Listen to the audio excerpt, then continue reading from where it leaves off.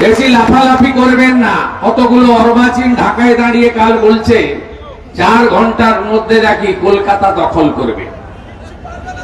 ওই লোকগুলো কোন স্কুল কলেজে পড়েছে বলে জানা নেই আমার, বিজ্ঞানের ন্যূনতম ধ্যান ধারণা আছে বলে জানা নাই, কতগুলো মাদ্রাসাতে পড়েছে, ওই জন্য ঢাকা থেকে ওই ধরনের কথাবার্তা বলছে। আমাদের হাসিমারা বিমান ঘাঁটিতে ভারতীয় নৌসেনার যে রাফেল বিমানগুলো রাখা আছে না, তার একটা যদি পাঠিয়ে দেওয়া হয়, শুধু আওয়াজেই ওদের প্যান্টে বাথরুম হয়ে যাবে, আমি বলতে পারি। ভারত কত বড় সামরিক শক্তি ধরে এটা রাশিয়া জানে, আমেরিকা জানে, চীন জানে।